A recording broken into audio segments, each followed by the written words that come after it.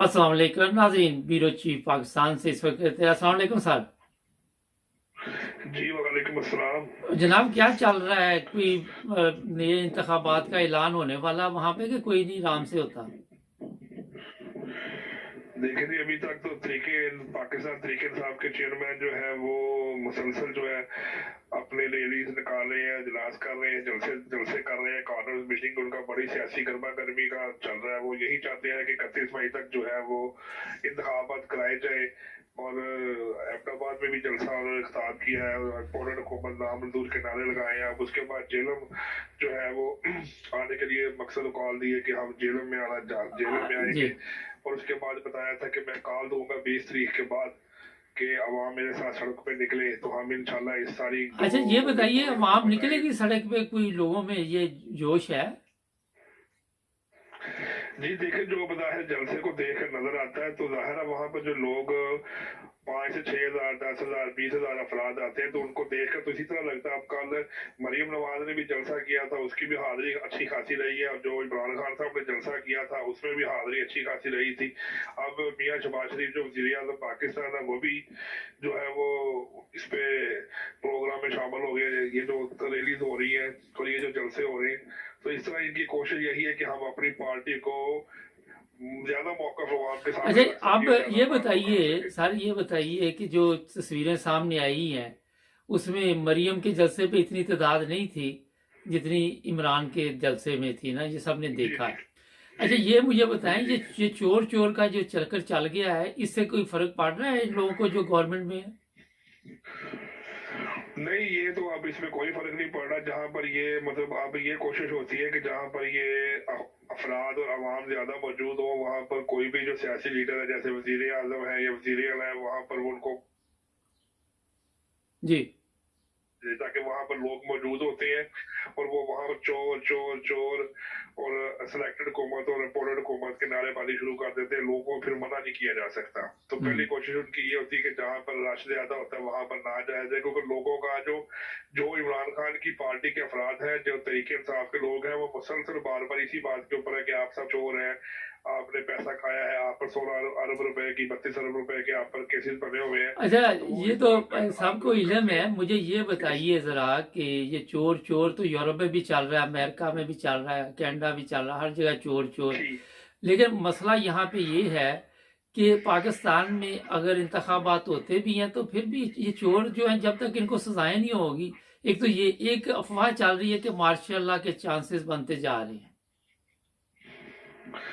देखिए जी, मार्शाल्लाह के चांसेस अभी तक तो जाहिर ऐसी बात नजर नहीं आ रही, क्योंकि अगर मुल्क में खाना जंगी होगी या खूनी तसादम होगा, जैसे आज से कुछ दिन पहले शेख रशीद अहमद ने कहा था कि अगर हम मार्च और रैली निकालते हैं या लॉन्ग मार्च की कॉल देते हैं तो वो खूनी लॉन्ग मार्च होगा। जिसके हम्म। बाद वजीर दाखिला राना सनाउल्लाह ने इस बात की तरफ तवज्जो दिलाई थी कि अगर ये बात इस तरह की कर रहे हैं तो हम इसको घर में नजर बंद कर देंगे।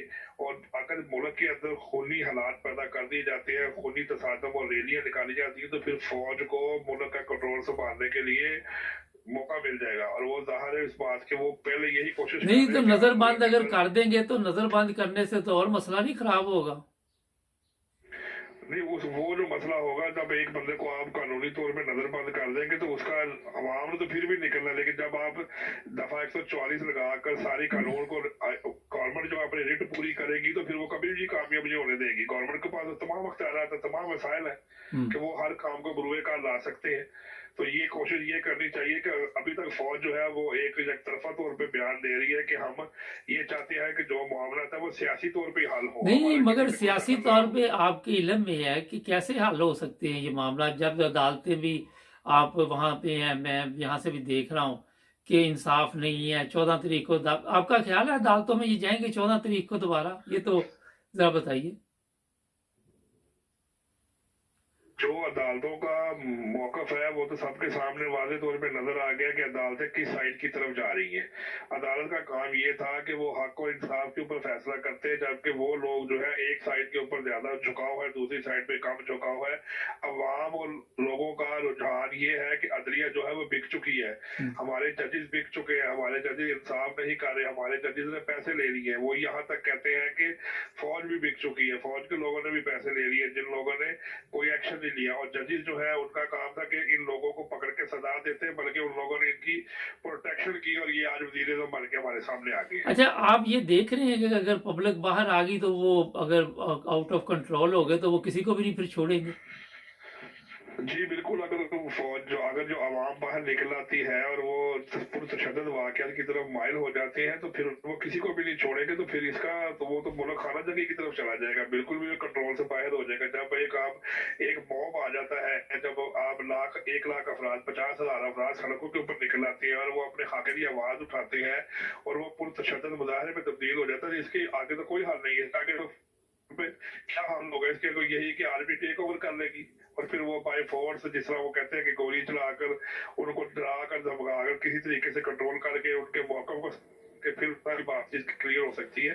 क्योंकि ये बात बिल्कुल नजर आती है कि अगर ये उस जगह तक पहुंच गए तो फिर वो काम हो सकता है। क्योंकि अभी तक ये नजर आ रहा है कि ये जिस तरह कॉल दी जा रही है कि 20 तारीख को मैं बताऊंगा कि लॉन्ग मार्च होगा या लॉन्ग मार्च नहीं किया अच्छा, जाएगा, ये लेकिन एम के एम जो है, एम के एम टिकी हुई है अभी तक गवर्नमेंट के साथ। अगर ये अलहदा हो जाती तो गवर्नमेंट गिर जाती है आपके ख्याल में?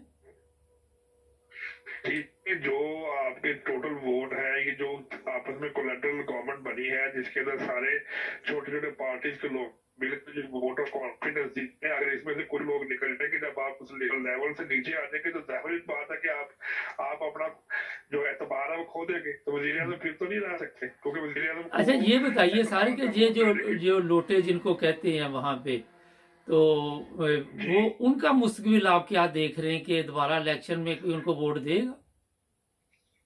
नहीं, उनका मुस्तकबिल तो कोई नहीं है, वो तो कोई सियासी देखे जो मुस्तकबिल में सियासी जी जी।